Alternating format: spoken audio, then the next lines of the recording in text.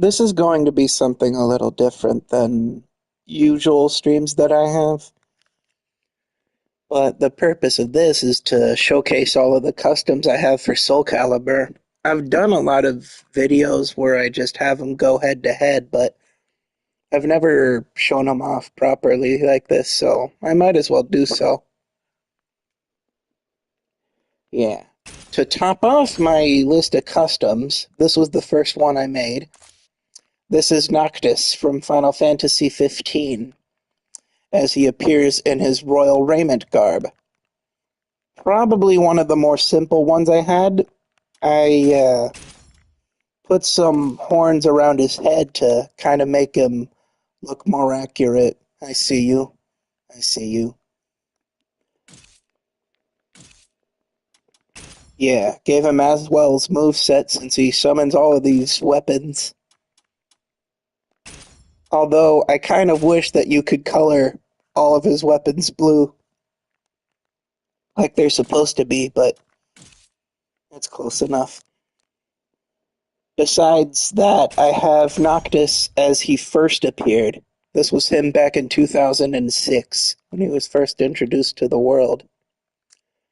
In that trailer, he had red eyes, so why did I give him blue eyes? He had red eyes in the trailer. Let's fix that. Yeah, when he first showed up, everybody was comparing him to Sasuke, and frankly, I saw the resemblance. That's probably why they redesigned Noctis. This is how he looks ordinarily. Well, this is as close as I could get it. He usually has more skin showing above his boots, and he only wears one glove instead of two. I used a pair of horns to pronounce his collar, as well as his bangs.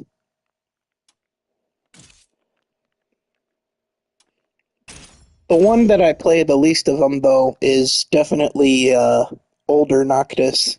How he looks in Chapter 14 of Final Fantasy 15. Yeah, decked him out in his kingly raiment in all of its glory. Aside from that, I also have his party, starting with Gladiolus. Nothing too fancy here, just used one of the denim jackets he has and painted that black, gave him his wing tattoos. Creating his entire tattoo, the eagle, that was a challenge, but I got close enough for what it was worth. Yeah, it's also a little hard to see the scar on his body, but I had to use makeup since I needed the space for the tattoo. I needed the customization options. Besides Gladio, there's Ignis. He's pretty spot on. I gave him Taki's moveset since he fights with separate daggers. A lot of people, when making Ignis, like to use Grow's moveset, but he uses a sword that can be turned into a double sword. Like, he can wield two blades, but it's usually one singular blade. And to round up the party, we have Prompto. Now, this is the closest weapon you can possibly give to Prompto. He uses guns, so you give him Cervantes' gunblade. I made them both gold to reflect his star shell ability that he has in the game. I would have preferred to have made him in his Tundra attire that he uses in his DLC episode, but that would have been a hurdle, so I just stuck to how he ordinarily looks. Besides him, I also have Ravis. Now, he looks a little different from how he appears in the game. Some of you familiar with Ravis may be wondering what the deal with the hood is and why I gave him a trident. I gave him a trident because the only other weapons that would have matched didn't suit him nearly as well. Like, I tried him with Geralt's weaponry. That didn't fit as well as I wanted. The closest after that was Raphael, but Ravis fights with his right hand, not his left hand. That's important to me. So I went with the trident because that's what his sister wields. And as for the hood, that was how he originally looked in the trailers. He had a hood covering his head. Added a lot of mystery to him. I kind of miss that they took that away from his design, but I'm not complaining with the character we got. I like Ravis. And to round out my roster of Final Fantasy XV characters, we have its villain, Arden. Now, at first I put off creating Arden, but then I decided to pay more attention to his design and figured, hey, this is actually possible.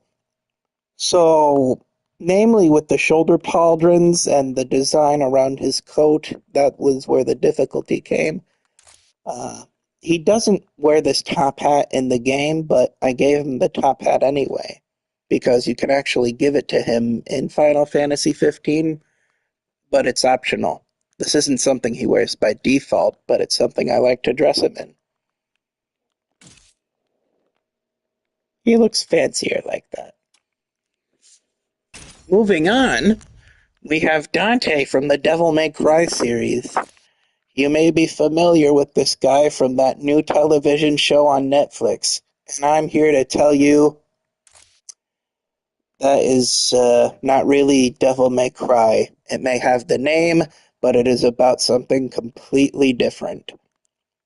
Completely different. I like Dante, though. He's cool. He's got a lot of style. I like his coat. Oh, and his weapon. This looks eerily similar to the Devil Sword Sparta, even though it's a scythe. Even though it's a scythe. And considering that the scythe allows the character to stop time, it kind of fit too with Dante's Quicksilver technique. Kind of wish that would make a comeback. Speaking of which, there is a storm that is approaching. This is Virgil, Dante's brother. He uses a katana. He likes to put it in and out of its sheath and cut people. Virgil's always been cool to me. But I've also taken a liking to his son, Nero. Nero's pretty awesome too, mostly because of his demonic arm. Although, come to think of it, I have been meaning to alter the look for this one, but I have time for that. Definitely holding on to him, though. Speaking of holding on, I am holding on with great expectations for the for the release of Lost Soul Aside. So much so, I created its protagonist, Kaiser in SOULCALIBUR, even though I know nothing about him besides his name and that he's trying to save his sister. That's all. This here is Neo from the Matrix trilogy. Yeah, this in my opinion is Keanu Reeves' best role. I know people associate him more so with John Wick, but he's always gonna be Neo to me. It's just too iconic, you know. The trickiest part about making Neo though was getting sunglasses, because every glass is they're not really sunglasses, so I had to get creative. I put some Smith goggles on his head, shrunk him down, try and fit him.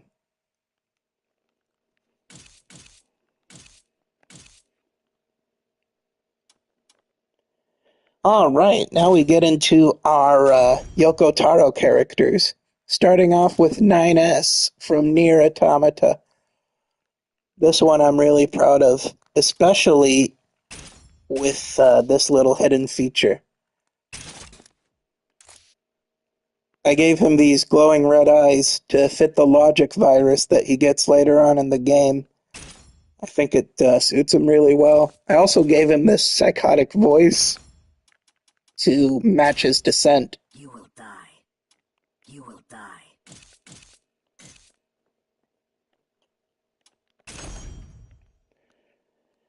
But opposite to him is A2. Yeah, not too much effort put into her, but not much effort was required, really. A lot of people take a liking to A2. It took a while for me to come around, mostly because she cuts her hair as soon as she becomes a playable character, and I didn't want that to happen. I like her hair long. It's just better that way. I know that the wig becomes available after you beat the game, but no, just give it from the beginning. This one here I'm impressed with the accuracy of that I got. This is Brother Nier from Nier Replicant. Yeah, get used to seeing this guy, because eventually, though I can't promise that immediate no game, look forward to that. Can't forget about his father either, even though they're technically the same person. Don't ask. It's a Well, I might as well give you an answer. See, Nier had two different versions of its game released. The first one was called Nier Replicant, which is the canonical version, the official version. There was one that was released overseas called Nier Gestalt, where they replace the brother with his father. They're both called Nier. Don't ask why.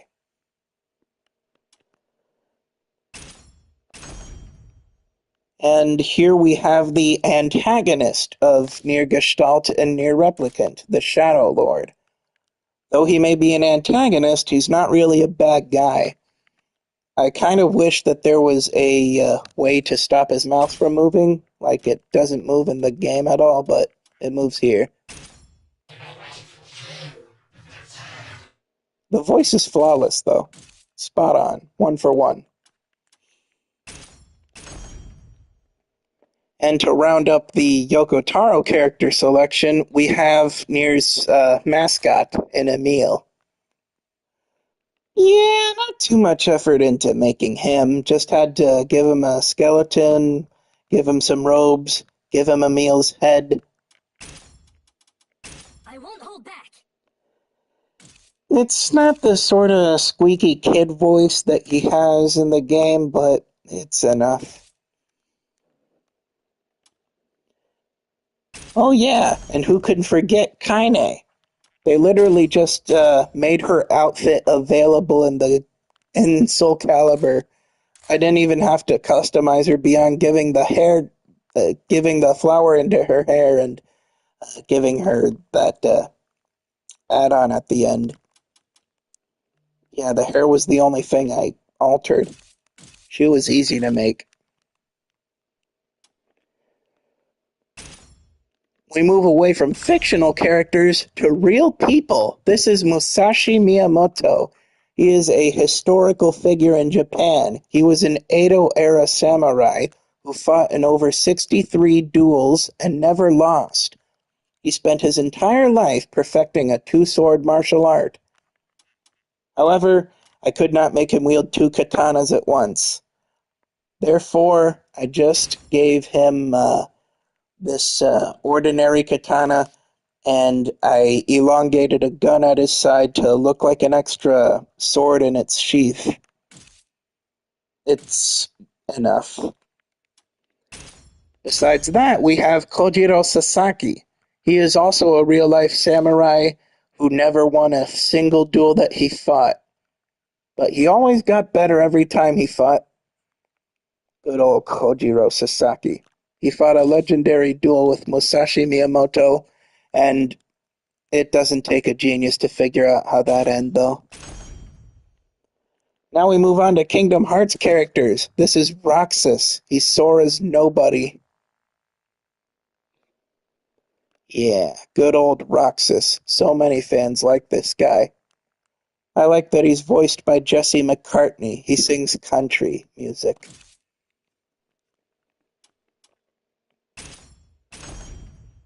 Here we have young Xehanort. Xehanort is, he's been the longtime villain of Kingdom Hearts. Young Xehanort is my favorite version of him. I know a lot of people are more privy to old Xehanort. I am not. This is simply how I prefer the guy. Don't at me.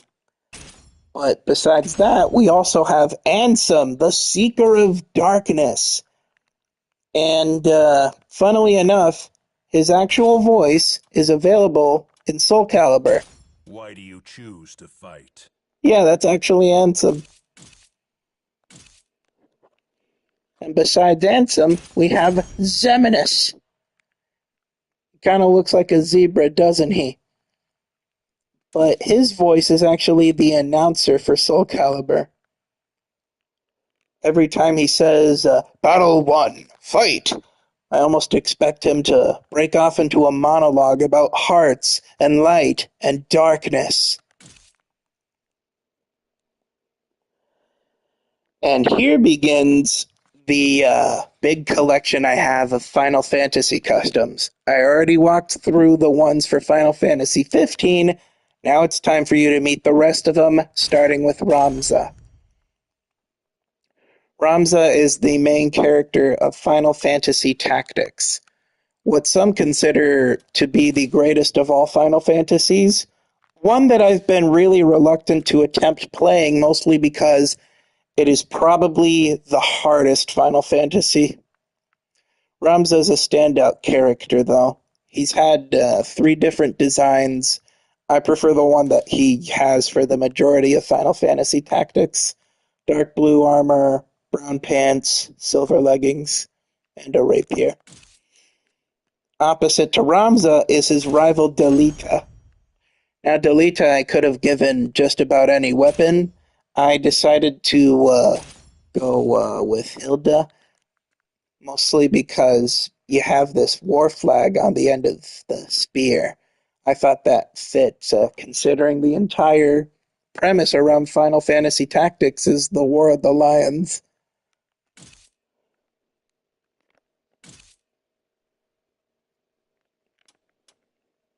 Moving on, we have the Warrior of Light from Final Fantasy I.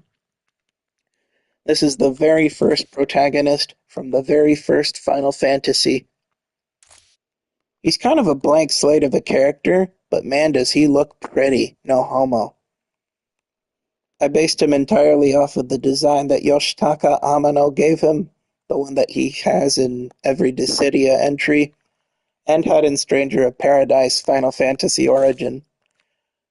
That game is a prequel to Final Fantasy, centered around Garland, its villain. He is Garland. He will knock you all down.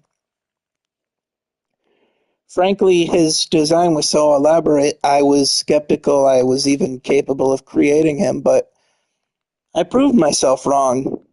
I proved myself pretty wrong. Though I wish I could have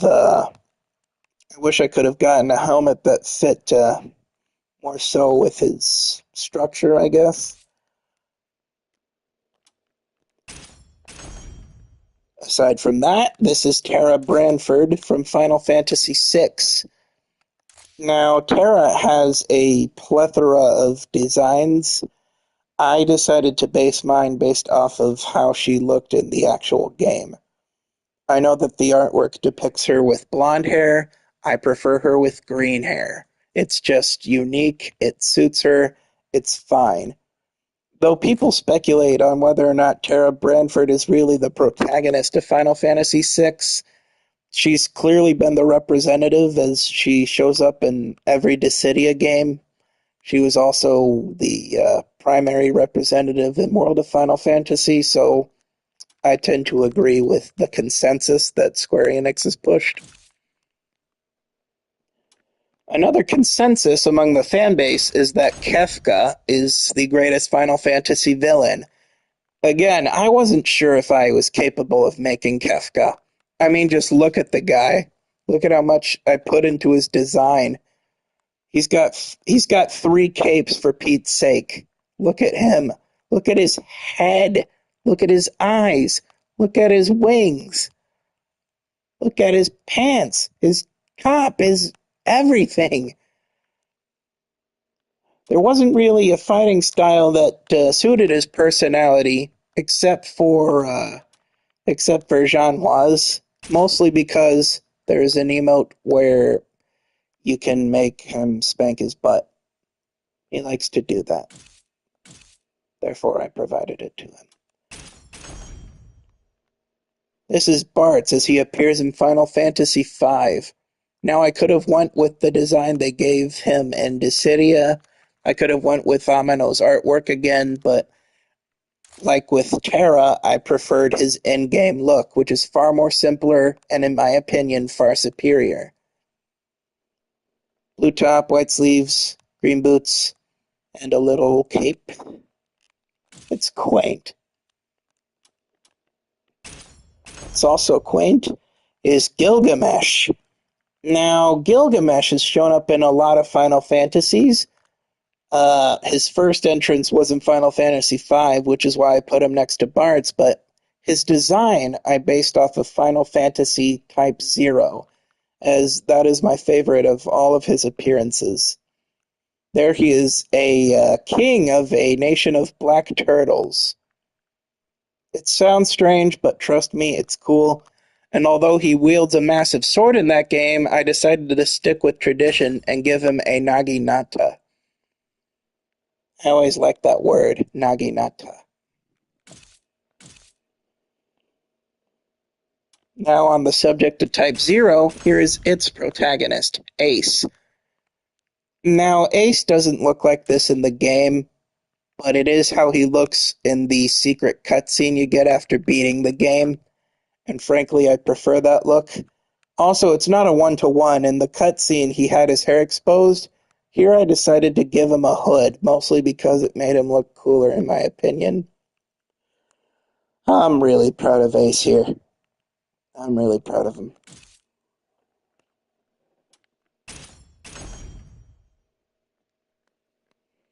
This here is Tidus. Tidus. He is the main character of Final Fantasy X. A lot of fans who have played Final Fantasy X call him Tidus. They are wrong. It's Tidus. The developers call him Tidus. The voice actor calls him Tidus. The characters in Dissidia and World of Final Fantasy call him Tidus. Nobody calls him Tidus in Final Fantasy X, since you can actually choose his name. But I promise you, it is Tidus. Tidus, Tidus, Tidus. That's his name. Besides Tidus, I have Auron. He's probably one of the cooler characters in Final Fantasy. The guy has a missing eye. He's got widow's peaks. He fakes a broken arm. He wields a gigantic katana, and there's just a lot to him. But that would be spoiling the game if I go further. Same if I do so with Jecht. Now, he doesn't look too much like this in the actual game Final Fantasy X. I based this look off of how he was in Dissidia, mostly because it was simpler, and I wanted to focus most of my efforts on the tattoo that he has. This thing was a nightmare to get correct. Even now, looking at it, I'm not sure if I'm missing something, but this was about the best I could do for Jecht.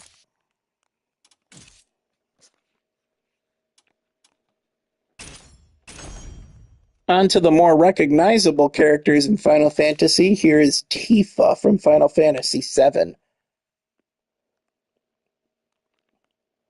Pretty on point if I do say so myself, although I couldn't get her gut exposed like it is in the game. Though frankly, I don't really care either way.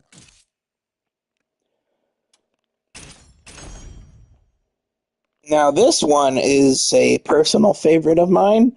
This is Cloud from Final Fantasy VII, but I also took some of his features from Advent Children, the movie, and from his first appearance in Kingdom Hearts, like the red scarf he has here. 3 is a magic number. You get the best of both worlds with my Cloud. You get the best of all worlds with my Cloud.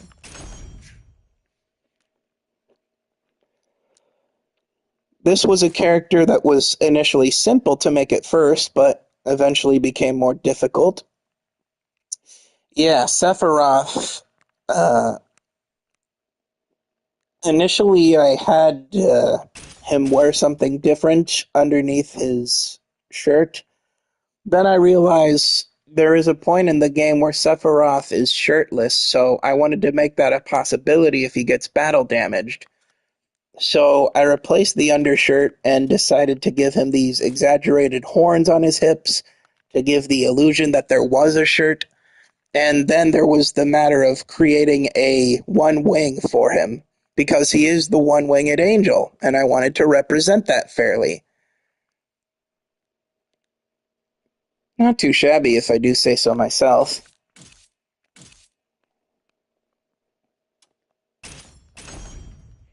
Here is Cecil from Final Fantasy IV. Now, Cecil doesn't look like this throughout most of the game, but I prefer him looking like this. Dark Knight Cecil is just the coolest dude.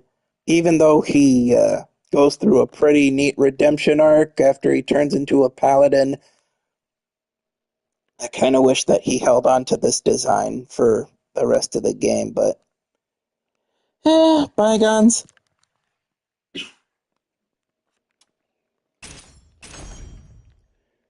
Here is his partner in crime, Kane Highwind. Probably the most recognizable dragoon in all of Final Fantasy, notorious for fighting with a spear and jumping into the air. Yeah, I like Kane, even though, nah, I shouldn't spoil. Play Final Fantasy IV. Yeah, play Final Fantasy IV so you can learn more about this cool guy. His name is Golbez. Now, taking a picture for him, this was extraordinarily difficult. I wanted to try and get him to mimic a pose like he has in the cover art, but just finding the right moment, the right spot where he holds his hand, even when you put him in slow motion, that was excruciating. I'm amazed that I was able to get it down, though I can't remember how many attempts it took me. Same thing with Squall Leonhart from Final Fantasy VIII. This is my custom for him. Nothing too complicated in the way of making him. Like, you have most of the materials you need on hand, and giving him the scar was about the only complicated work. Taking the picture, though, that was the challenge. Trying to get his fire sword to cover his face, trying to get it look like the cover of the game. Yeah, that was difficult. That was very, very difficult. Yeah, he does. This is a gunblade that he's wielding, but it's not the gunblade. It's close enough, though. And one of the upgrades kind of makes it look like a streak of fire if you played Final Fantasy VIII. So I decided to give him this weapon set to work with. It's close enough. Besides Squall is his rival Cypher Almacy. Probably one of the more underappreciated foils in Final Fantasy, in my opinion. I like Cypher quite a bit, mostly because of how much of a bully he is. He's just profoundly unkind. And sometimes that simplicity just works. Besides Cypher is his mistress Idea. Yeah, for a large part of Final Fantasy VIII, she is the driving force of the plot. And there's a lot of depth to her character that I frankly did not expect going in. It's almost too far-fetched to be possible, but it makes sense when you get to playing, though. Moving on from that, we have our Final Fantasy IX roster starting with Vivi. Yeah, for Vivi, what I did was I took one of the machine lifeform heads and decided to color it in the style of a black mage. That way it uh, that way it could give off the sort of visage that he has. Yeah, the Black Mage has always been an iconic look in Final Fantasy, and Vivi embodied that pretty well, I think. He's a lot of people's favorite character from that, mine included.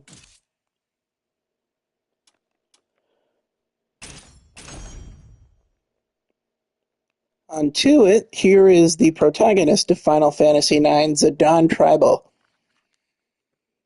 Now, what you see down here is the closest thing I could give him to a monkey tail. It's supposed to be long and thick, but yeah, I could have done better with the tail, but actually, no, I couldn't have. This was the best I could do with what I had. The rest of his appearance, I got no complaints there, but the tail, man.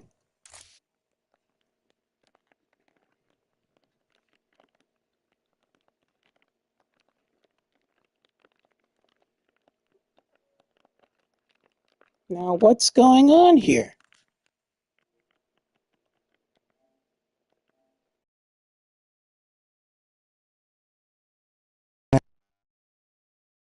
Oh, you gotta be fucking kidding me.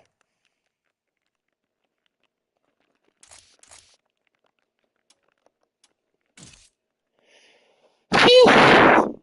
Got a bit worried there for a minute there. Okay. Now, to move on from that, we have Freya Crescent from Final Fantasy IX. Now, I didn't think it would have been possible to make her at first. Take a shot every time I've said that so far, but once again, I find a way to prove myself wrong. I just have to get crafty enough with the accessories you got.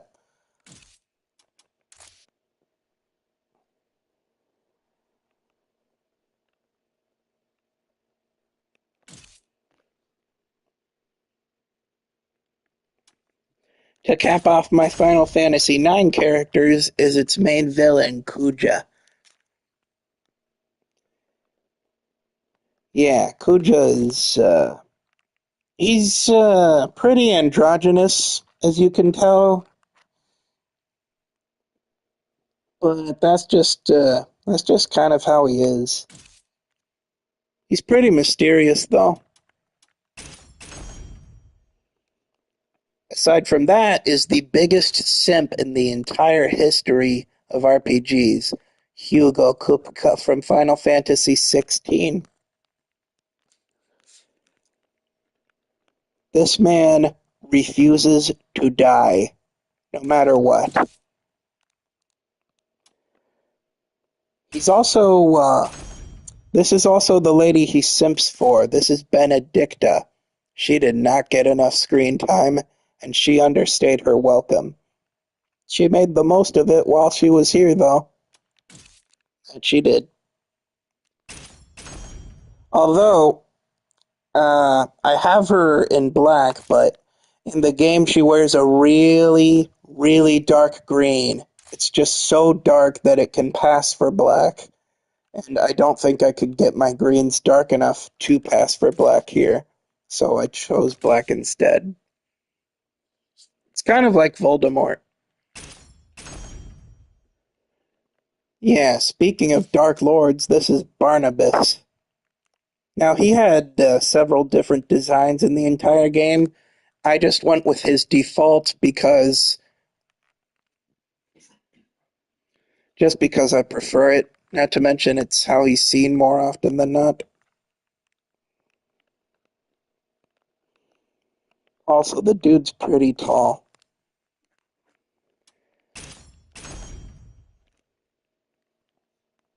Aside from him, you got Sid. Good old Sid. He might be one of many, but damned if he's not one of the best. He's pretty good. He's just an old man doing the right thing for the right people.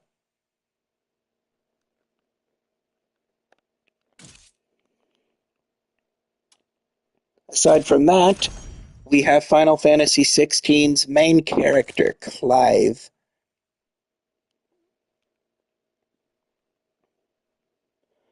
Yeah, the marking on his face was a bit difficult. That was the best I could really do. But my biggest lamentation You will die. is him not being able to have a British accent in this game. He's just not himself without his voice. And it's a shame because I made 3 of him. This is how he appears 5 years after the other Clive that I showed you. Specifically when you dress him up in his burned black attire, which I wear for all of my playthroughs of Final Fantasy XVI. I don't care, it's so cool.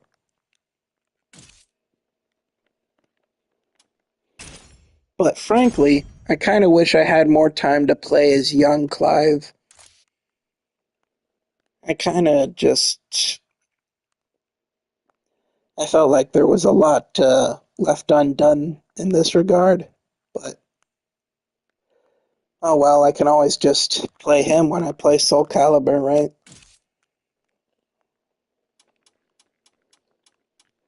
And of course you can't have Clive without the spoiler alert. Yeah, the spoiler alert. Yeah. Fast forward if you don't want spoilers for Final Fantasy XVI. Yeah, this guy's the spoiler alert. I'm leaving now. And here's Clive's will they, won't they. Jill. Good old Jill.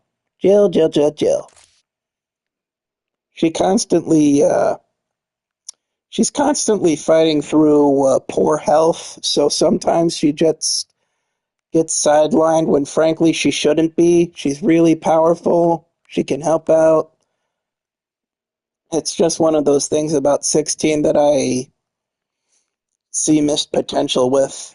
As much as I love Final Fantasy 16, as much as I will praise it to the ends of the earth, I really wish that the rest of the party was playable.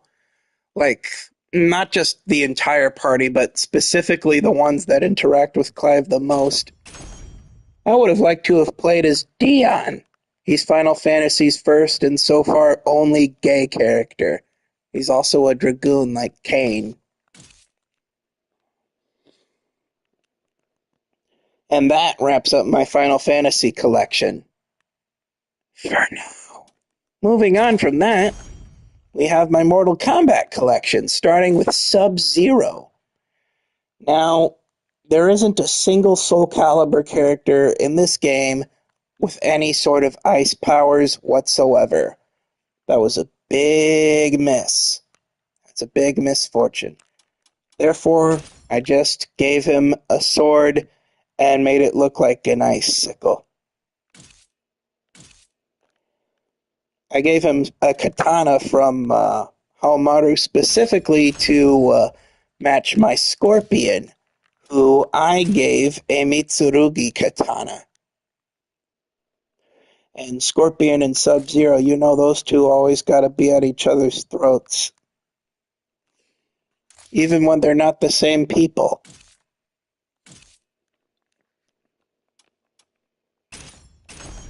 Speaking of the same people, here's Raiden, who, guess what, has the same voice he does in Mortal Kombat. Why do you choose to fight? Yeah, that's actually Raiden. This is specifically Dark Raiden from the epilogue of Mortal Kombat X and the prologue of Mortal Kombat 11.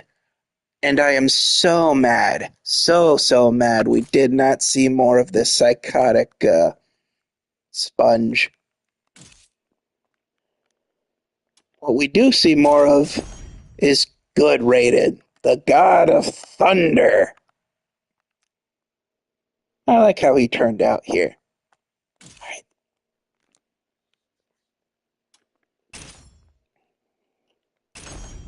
To wrap up my Mortal Kombat collection for now is Liu Kang as he appears in Mortal Kombat 11. I know that Mortal Kombat 1 saw him take up the role of God of Fire, but I just prefer a regular Liu Kang. It's just it's just better that way, you know? It's one of those things I can't really explain to the fullest. It's just there. Speaking of which, here is Jin Sakai, the ghost of Tsushima.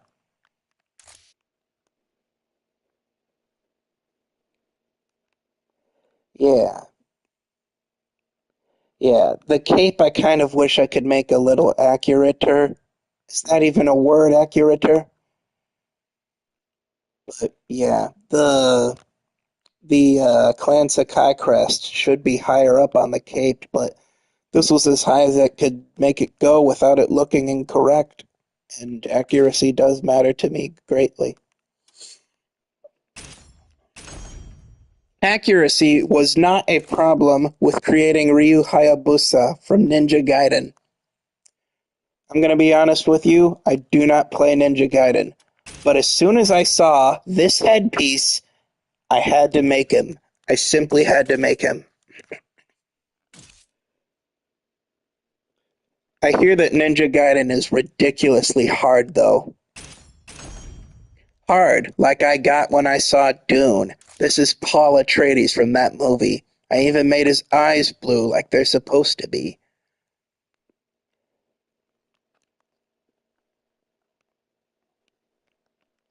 He's even got the right weapon and everything. Made thy knife chip and chatter.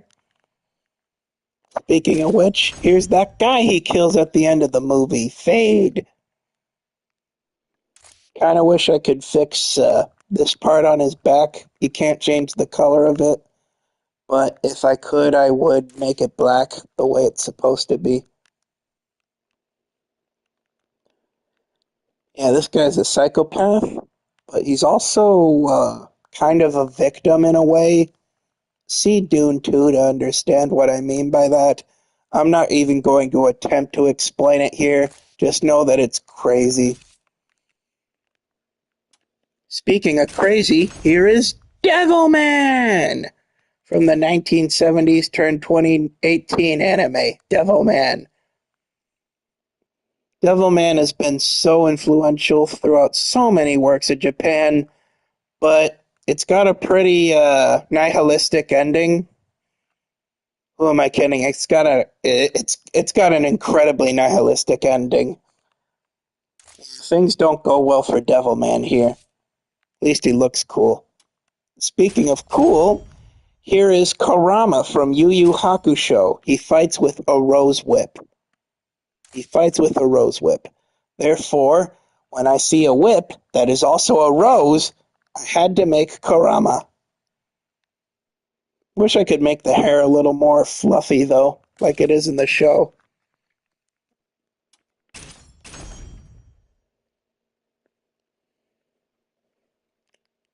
Kuwabara, also from Yu Yu Hakusho. It was an instance of whether or not I wanted him to look like he does at the beginning or like he does at his best. So I decided to make him how he appears in the Tournament of Power saga, where he's wearing his jacket like a cape and he's covered in a lot of bandages, and he actually wins some fights. He loses a lot. Tell you who doesn't lose, Hiei. And behind that headband I have him wearing is a third eye. Ooh, yeah. How you like that? Continue without saving. He keeps the headband on. He takes off the headband when he wants to kill somebody. More often than not, somebody like Yusuke. He wears green. He has green hair. He's a pretty green guy. Yoshihiro Togashi likes his green guys, just like Gon. Now, I know that Gon is a kid throughout most of Hunter x Hunter, and that's correct, but I couldn't help but make how he looks at the end of the Chimera Ant arc, mostly because of how ridiculous his hair gets. Like, I know that this looks ridiculous, but it's crazier in the actual thing. Trust me. I'm not kidding you.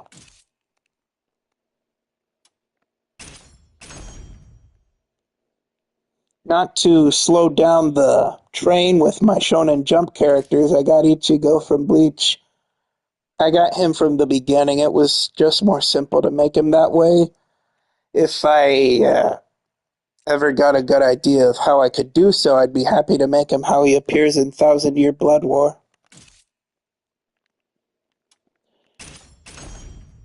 I had no such trouble with making Naruto the way he looks in the spin-off show Boruto. Though frankly, I kind of wish they just ended it at Naruto Shippuden.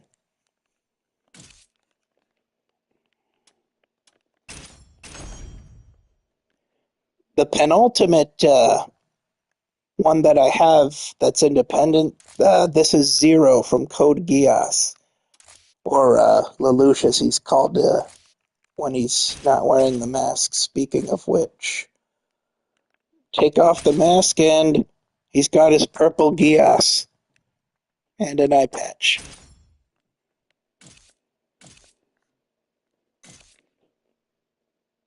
Little things like that.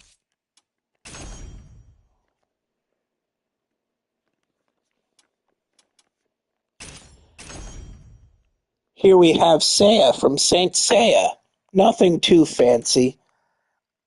Nothing too fancy. Though I wish I could get more elaborate with the crown that he's wearing to be more like it is in the show, but beggars be not choosers. Alright, now on to the Dragon Ball collection. This is Goku, the main character of Dragon Ball. Now, my initial version of this didn't have him with the kanji, but then I figured, no, the kanji are important. You put it on his gi. You put it on its gi. It's important.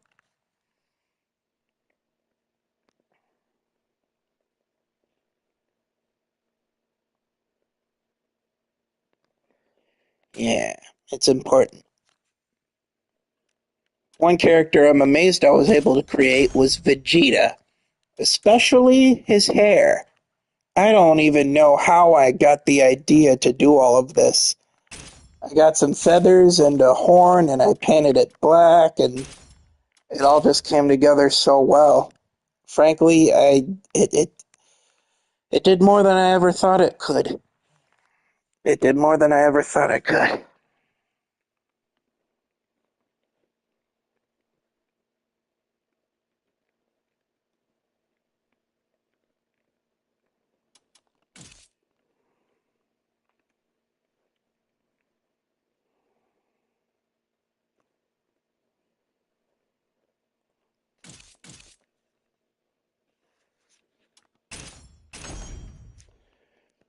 Now, besides Vegeta is his son Trunks. To create a drink, you need the cup. Vegeta is the cup because he is Trunks' father, and Trunks is the drink. He's a beverage of sorts.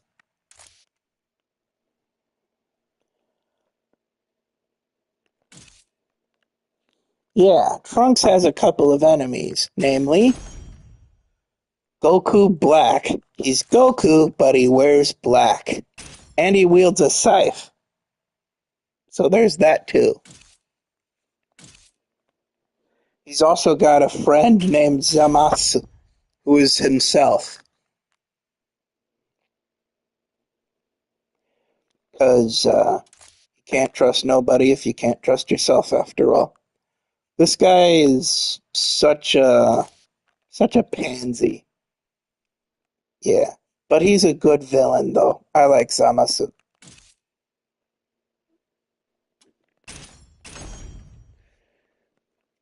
Here we have Yuki from Persona 3. Now, a lot of people like to speculate on his name. Some people prefer calling him Minato Arizato. Other people prefer calling him Makoto Yuki. I prefer the inverse of that, Yuki Makoto. Mostly because we have a character named Makoto in Persona 5 and a different Persona character named Minato, though I can't remember from which one. But yeah, this is the main character of Persona 3. In Persona 5, they referred to him as Cease Boy. Maybe that should be his name. But from Persona 3 to Persona 4, this is Yu Narukami. There is no such question marks about his name. His name is Yu Narukami. It is you, because you are you, and you are you. Every day is great at your Juness. Speaking of which, here's Joker from Persona 5. You know, the one that made it into Smash Brothers. Yeah, creating him was a piece of cake. Complete piece of cake. A 1-for-1. He also has a bit of a dispute about his name, but I just call him Joker. Besides Joker, there's Alucard. Yeah. Hey, spell Alucard backwards. Thank me later. Watch Hellsing Ultimate.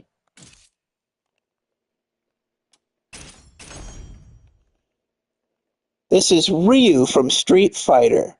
Specifically how he appears in Street Fighter 2. Nothing too fancy here. I like Ryu. He's so stoic and cool. And then there's his buddy Ken, who just wears the same thing but acts completely different. And of course, there's Akuma. Now, this guy was absurdly difficult to make because the Malfested, they have very specific color saturations for their skin. And Akuma is supposed to be orange, but I also wanted him to have glowing red eyes like he's supposed to. Therefore, I simply covered his entire body, head to toe, in this big ol' sticker. See the difference? And see the change. Much better. Although, I had to sacrifice his feet, but that's not too big of a deal.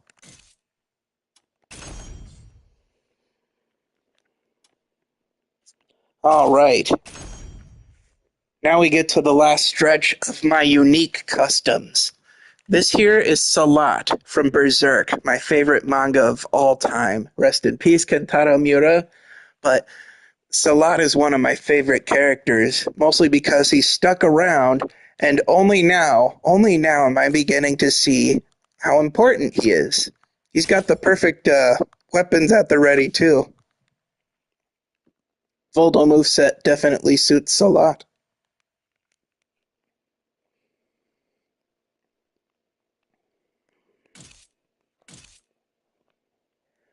Besides him, there is Zod, the Immortal. Now, Zod, he comes in multiple colors, but like it was with Akuma, I wanted to have glowing eyes for him. And since he has multiple colors, I figured, I can just make him green like he shows up in the movies. And I also decided on whether or not to give him the simple version of his design or the more complicated version that he has now. I opted for the complicated one, and I must say I am impressed with the results. I must say. Besides that, we have Griffith. Good old Griffith. Good old Griffith. What a good guy Griffith is. Yeah, Griffith, the leader of the Band of the Hawk. Griffith, that guy in white armor. Griffith, that guy who...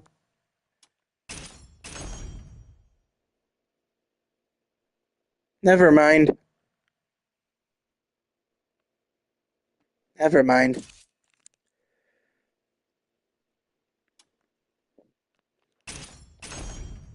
Penultimate character on my unique selections, Casca. This is how she appears in Berserk: The Golden Age. Or at least as close as I could get her. I say I did pretty well. Not nearly as well as I did with Berserk's main character, though. Guts. Yeah, I even managed to give him the missing right eye and the tuft of white hair on his head. Got pretty crafty with accessories. And the default weapon for Siegfried looks so much like the Dragon Slayer. It's uncanny. Just had to color it correctly, and this is a dead on. This is Guts.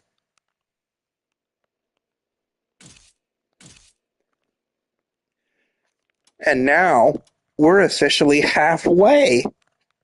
Yeah, these are the customs I plucked from other players online. Starting off with Link. Link from The Legend of Zelda. That's going to be getting a movie soon. Hopefully it's good. I'm counting on you, Nintendo. Don't let me down. Yeah, there's also two Ganondorfs I found. This one is from Tears of the Kingdom, as he appears in that. Kind of looks like Bushido.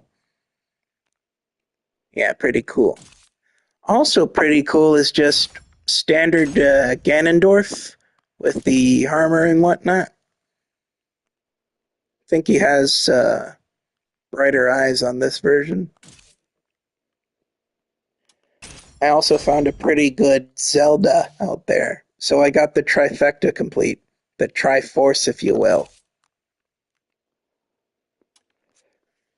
So perfect, just like Cell.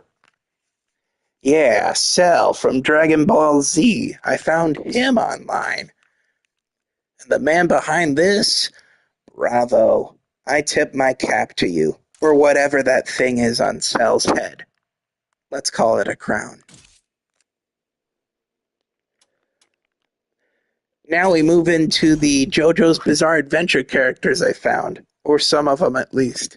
This is Joseph Joestar as he appears in JoJo's Bizarre Adventure Part 2, Battle Tendency, with the crop top and everything.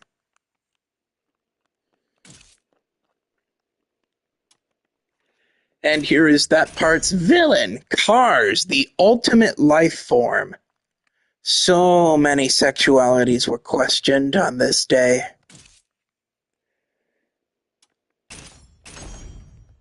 This is Jotaro Kujo as he appears in JoJo's Bizarre Adventure Part 6, Stone Ocean.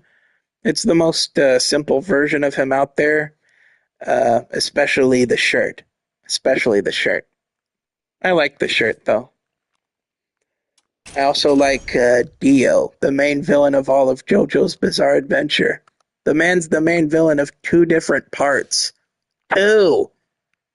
Nobody else gets that honor. Just Dio. Just Dio.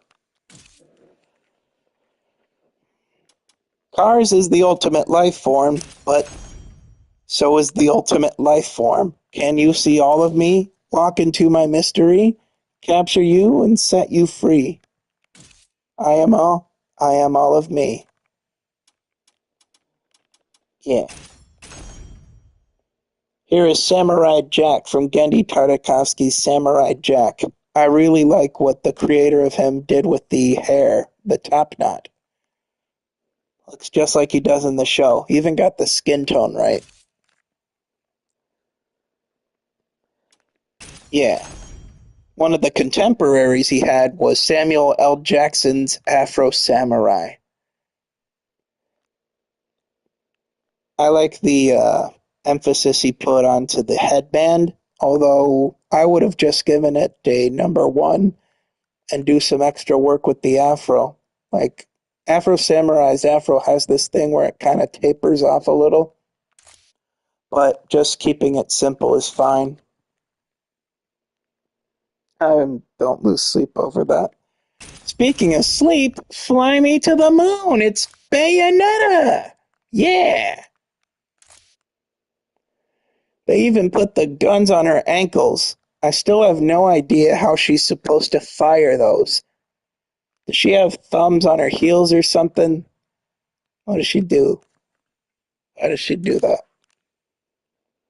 Some people say Bayonetta's too gratuitous, but I disagree. Yeah, her video game doesn't sexualize women, it womanizes sexuality.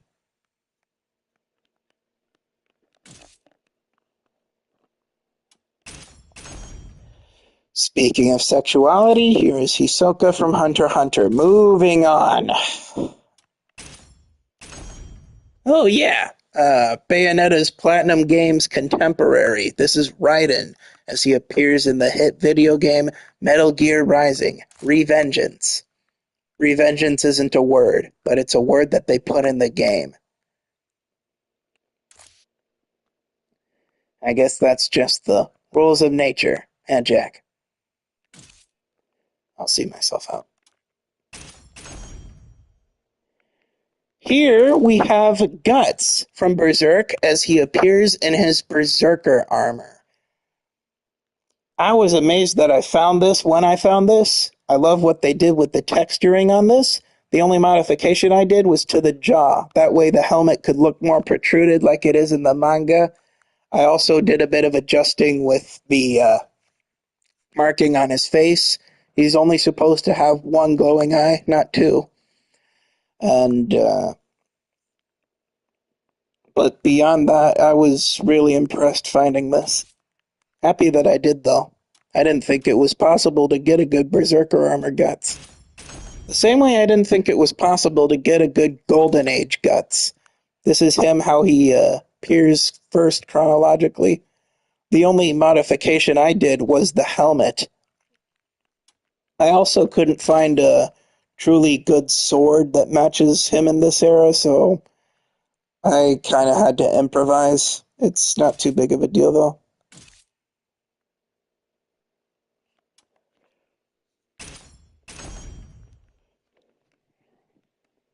Now, another one that I found and was impressed by and did a little bit of modification with was Skull Knight. Now, the only thing I modified was his head. Skull Knight is supposed to have glowing eyes. Therefore, I stuck these two metal pieces into his eye sockets. It's close enough. He also has these spikes on top of his skull, but that was a lot more trickier. Getting this symmetrical was a pain, an absolute pain. Frankly, I'm amazed it doesn't look uglier up there. Speaking of ugly, Griffith. Good old Griffith. What a great guy, Griffith. You good person. You did nothing wrong. You did nothing wrong at all. Oh, yeah. I found a bunch of other Dragon Ball characters that I was impressed by, specifically Krillin here. They even gave him a Destructo Disc to fight with.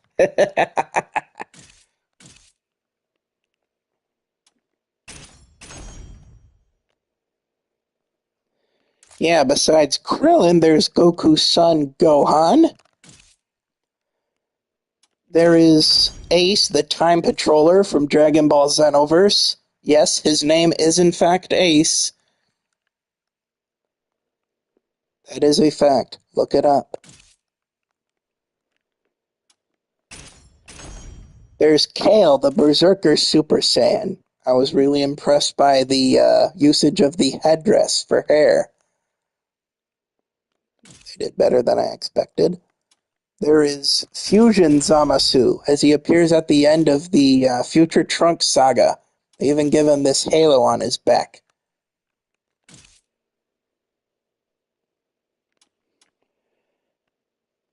From Kingdom Hearts, we have Riku. This is how he looks in Kingdom Hearts 3. I used to have a custom Riku of my own, but I threw that aside as soon as I saw this one. I mean, I simply could not compete. I was so deflated, man.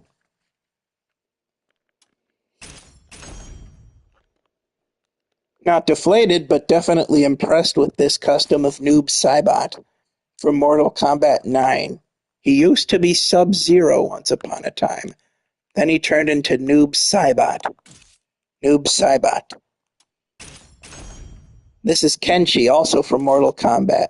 He's blind, he's psychic, and he can telekinetically wield his katana. The closest thing they could get was a dual katana from Grow, though. Not too shabby. Speaking of shabby, here's Shang Tsung, Mortal Kombat's main villain and best villain. I know what I said, I stand by it. This is Morrigan from Darkstalkers. I don't know much about Darkstalkers, but I was really impressed by the custom. I haven't played with her, though I would certainly like to. What time is it? Adventure Time! This is Finn the Human from Adventure Time. Is the hood a little too big for him? Yeah, but it's probably as good as they were gonna get when they were making him.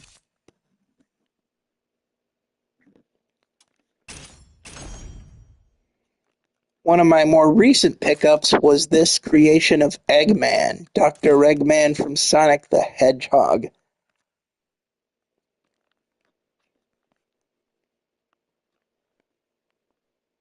How come he has two goggles? He's got two goggles. Just pick one, man. This is Vash the Stampede from Trigun. I was pretty impressed by this. I've been meaning to finish watching Trigun. I should get to that one of these days. I've been putting it off for too long.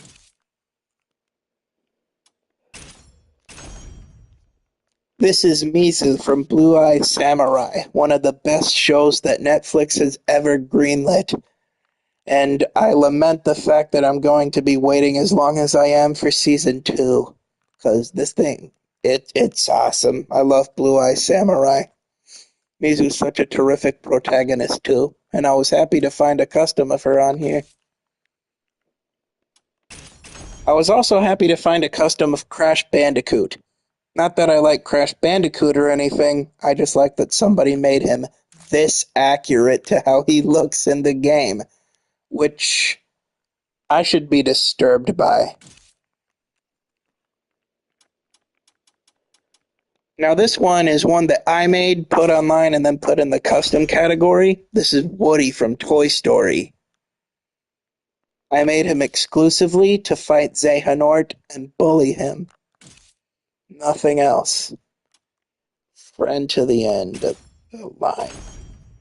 To infinity and beyond.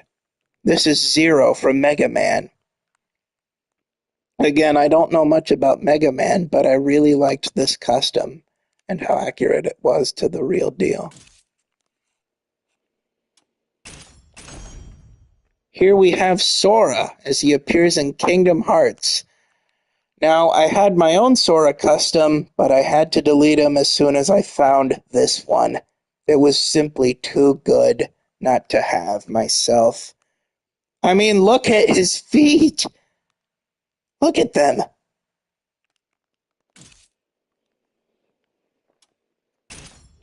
Besides that, we have Zangief from Street Fighter. He is the Red Cyclone. He has a mohawk. He's really thick. He likes to grab men and stick them in his crotch, if you know what I mean. You don't know what I mean, but that's how he kills people. Here we have M. Bison. To most people, finding him on the custom creator online lobby, that must have felt like the greatest triumph of your life. But to me, it was Tuesday. I expected to see Bison there, and my expectations were met. Here we have Kenshin Himura from the hit anime Rurouni Kenshin. I'm glad that they decided to reboot it because the original anime ended on a filler arc, which is so sucky. That sucks so hard. What doesn't suck is this custom of Kazuya Mishima I found. I particularly like what they did with his hair, very on point, like his pants and his arms. What they were missing was the scar on his chest, so I decided to add that myself. You're welcome. This is one that didn't take much effort into making because the game literally provides you the ability to create Heihachi Mishima from Tekken. Yeah, not too much effort put into him, but not too much effort was required. A lot of effort, on the other hand, was required with this Devil Gene. Good old Gene Kazama to round up the trio of Tekken characters.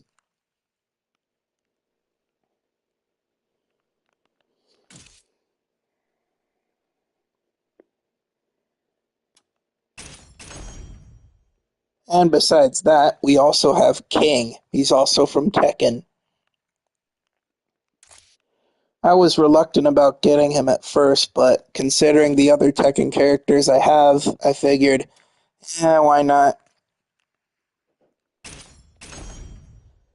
Here we have Thorfinn Karlsefni from Vinland Saga. This is how he appears in Season 2, when he's farming.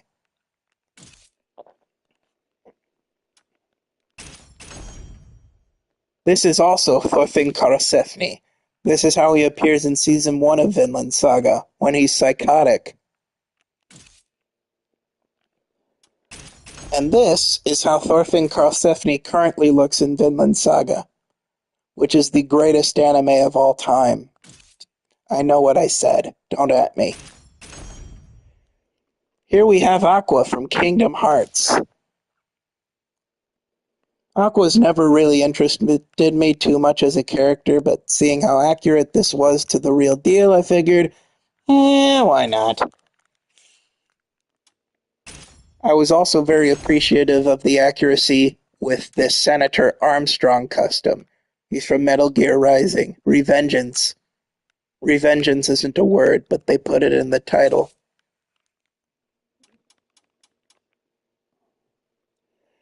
Now we move on to one of my favorite collections. All of these characters were made by the same person, and I'm glad that they shared all of them over the network. First up, we have Bebop from Teenage Mutant Ninja Turtles. He's a wicked pig that they made a cool toy out of back in the 1980s. Not much else to him. Here we have Krang, one of the main villains of Teenage Mutant Ninja Turtles. Certainly one of the strangest looking, that's for sure. Really like what they did with Krang's head here.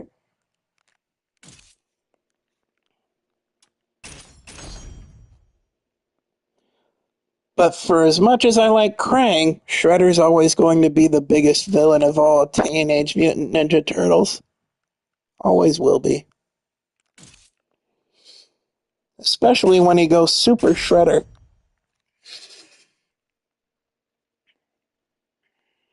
Now this guy is just bad news. He's so cool.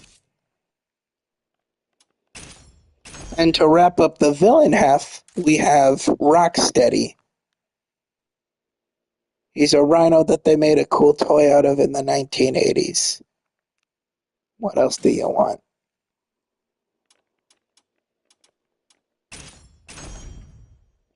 Now onto the turtles themselves, we have Leonardo. He's the leader in blue, and he wields a sword.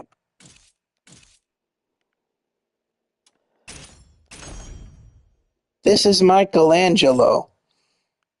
He is the goofball in orange, and he wields nunchaku.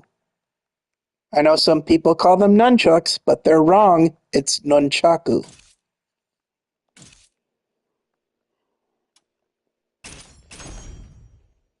Here we have Donatello. He's the intellectual in purple. He wields a staff. You know, for someone so smart, you'd think he'd wield something a little more practical to martial arts and Mortal Kombat. And we got Raphael. He's the tough guy in red. He wields a sai. Not a scythe, a sai. It took me an eternity to figure out what that weapon was called, but it's called a sai, and Raphael wields it. On the subject of ninja, here is Sasuke Uchiha from Naruto Shippuden. Yeah, it was pretty impressive for the most part. The only alteration I made was to the color of his outfit and to uh, the color of his outfit and the collar to his outfit. The color to his outfit and the collar to his outfit. Those were the only alterations I made. The rest of it was perfectly fine. Besides Sasuke, we have his sensei, Kakashi Sensei. I kind of wish that there was a way to make characters heterochromatic. That way, one of his eyes could be black and the other could be red for the Sharingan he has. But, it's no big deal. He looks plenty fine enough as is. Speaking of fine, here is Sakura, also from Naruto.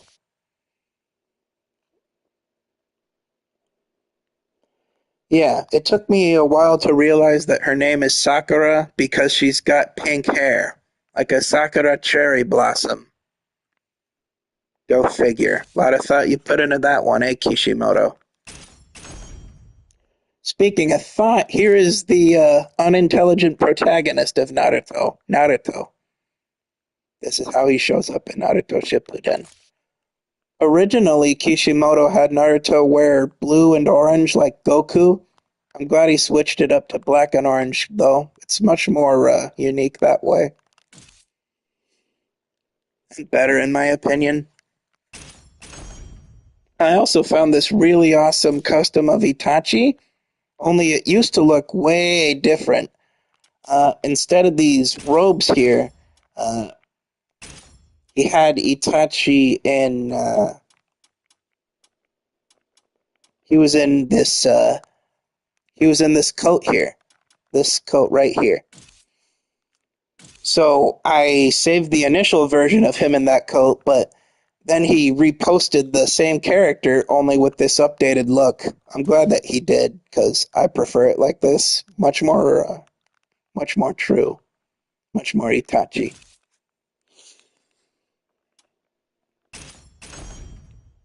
You thought we were done with the JoJo's Bizarre Adventure characters? No! Even Speedwagon was surprised. Speedwagon. Good old Speedwagon. Can't beat Speedwagon. Speedwagon.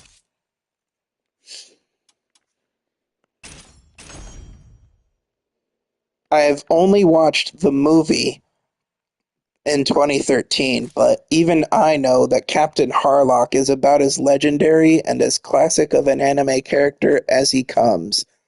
I almost know nothing about him beyond his name or beyond his look, but that was enough to want this custom. Happy I found it when I did, though.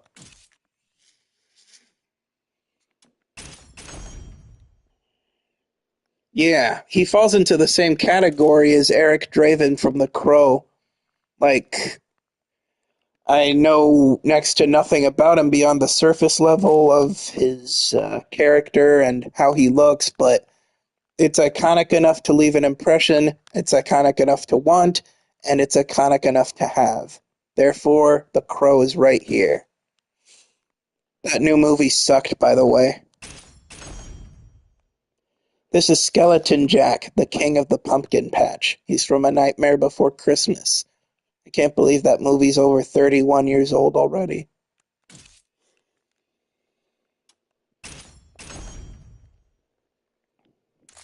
This is Mario, and this is his brother, Luigi Mario.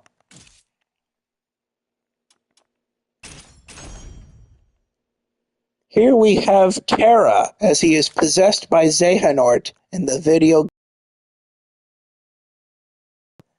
He gets possessed by Xehanort. It's a long story.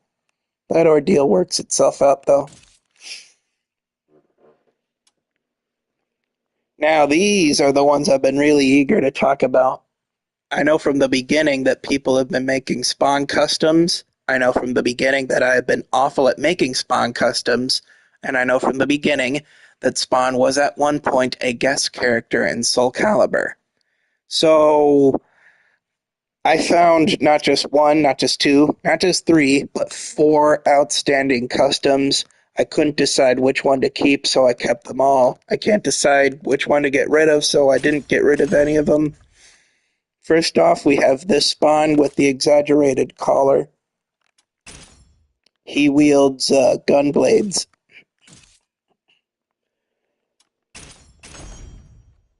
Next up, we have this Spawn with the more amount of texture to his attire.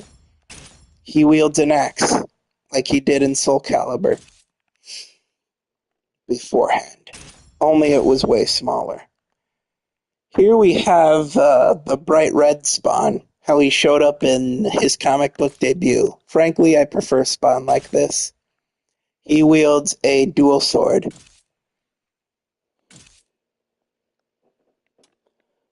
And now we have this Spawn, the dark red, probably my favorite, but I can't just bring myself to get rid of the other ones because I like this one as much as I do. Oh yeah, by the way, under his mask. Oh, phenomenal work. Phenomenal work.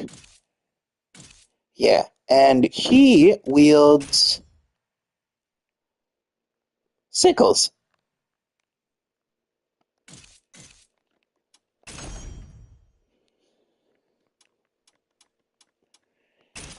Yeah, so we move away from the bleak macabre of Spawn to the charm of The Last Airbender. I'm really looking forward to the new movie next year, starring Aang.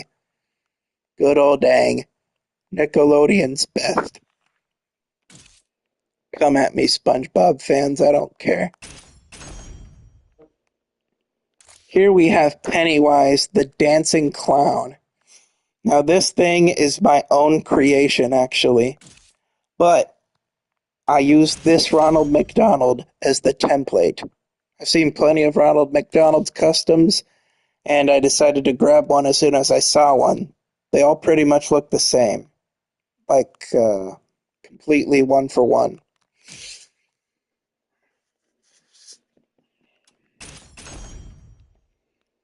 This is Sosuke Aizen as he appears in Bleach, the Thousand-Year Blood War. The Thousand-Year Blood War hasn't concluded yet, its anime at least, but I'm looking forward to when it does. I'm eager to see how anime-onlys are going to react to that. Here we have the devil and Mickey Mouse. Yeah, Mickey Mouse. Good old Mickey Mouse. Come inside. It's fun inside. I will be playing more of Epic Mickey in the future eventually, but there will be a time for that. Here we have Sonic the Hedgehog rolling around at the speed of sound. Mickey Mouse doesn't like Sonic the Hedgehog because it outperformed Mufasa the Lion King at the box office. Cry. Speaking of cry, here is Ethan from Netflix's Dragon's Dogma. Now, a lot of people dislike Dragon's Dogma's anime. I'm not one of them. I think there's a lot of beauty within its storytelling, frankly, and it was beautiful enough for me to want to reward that in a way. But one thing I'd like to show off is his missing heart. Ooh!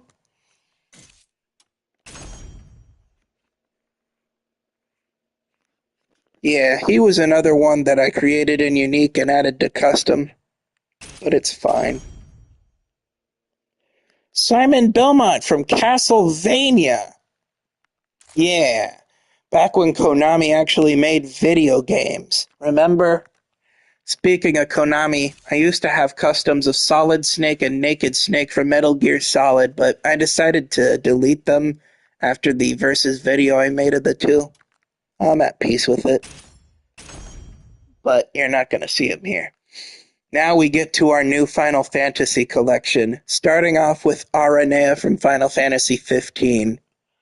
I was so very much impressed when I found this custom online. I didn't expect to see anyone attempt Aranea, but I'm glad that somebody did, because this ain't too shabby. Almost a one-to-one for how she appears in the game. Just a little bit of touching up with the hair, a bit of an extension with the cape, and we'd be golden. Speaking of capes, this is Queen from Final Fantasy Type 0. Considering that there are over 14 playable characters in Final Fantasy Type 0, it shouldn't come as too much of a surprise that Queen doesn't get too much screen time. But she got enough for somebody to want to make her online and put her here. Therefore, she is now in my care. Beyond that is Celeste from Final Fantasy VI. She's the one who gets that big old opera scene and that very emotional, I shouldn't say anymore. Go play Final Fantasy VI. It's really beautiful.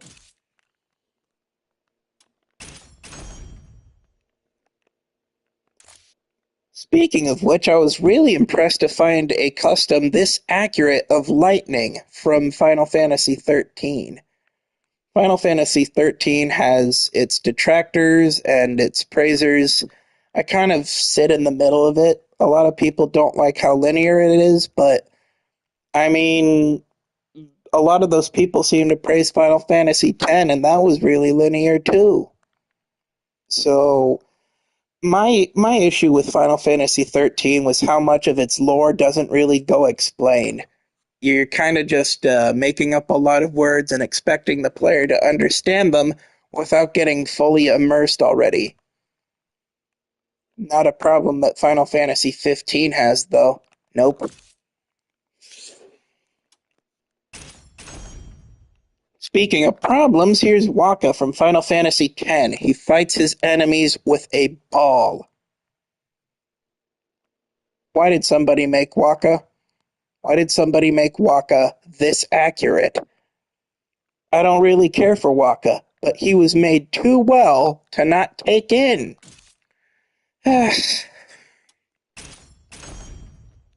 Speaking of which, here's Darg. He's from Final Fantasy Tactics. He's Ramza's older brother, and he is the worst. I'm just going to leave it at that. Go play Final Fantasy Tactics. Here we have Cyan, one of the most likable characters in Final Fantasy VI. His name is Cyan. Gee, I wonder why.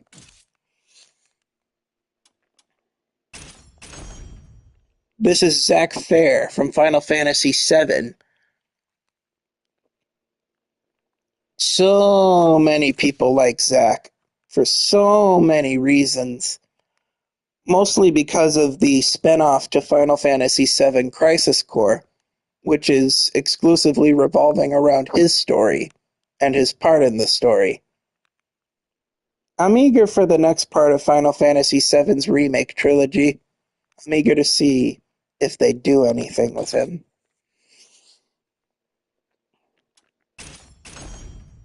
This here is Ishtola from Final Fantasy XIV.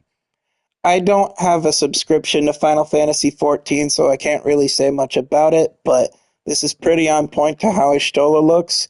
Just make the eyes a little bit more translucent, I guess. But this is as translucent as they can get, which is a shame.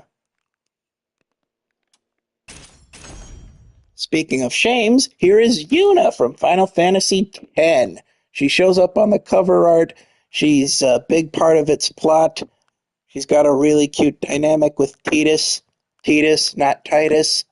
I'm still on you on that. Yeah, I like Yuna. Here we have Rydia from Final Fantasy IV. I was so delighted to see that somebody made Rydia. I was worried that people were forgetting about her. Like Yuna, she's a summoner, but she can also cast black magic, meaning she doesn't fight passively. She attacks people. She hurts them. She breaks bones.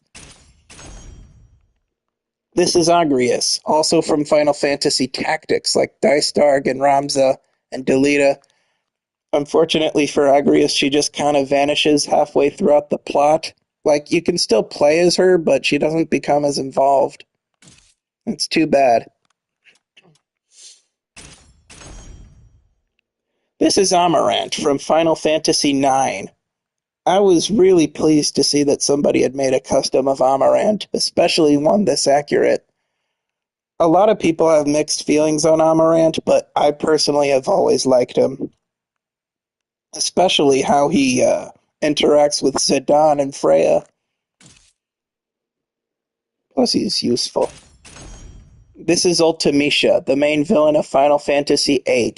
I'm amazed that somebody had the courage to try and create her, because, as you can see, she ain't easy.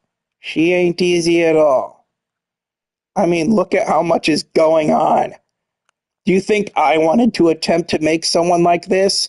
No. So whoever you are who made this Ultimecia, thanks. Thanks for surrendering your sanity for my sake. This is Exdeath, the villain of Final Fantasy V. Now, I used to have an Exdeath of my own, but I immediately deleted it and collected this one after seeing how much better it was than my own. I simply couldn't take it. My pride was too wounded. And now, to end out the list of all of my customs, we have the Black Mage from Final Fantasy I. Very textbook. Very on point. This is a flawless custom. One that I absolutely had to have as soon as I saw. And that'll wrap it up. That's every single custom that I have made and have acquired. Thank you for tuning in. Till next time.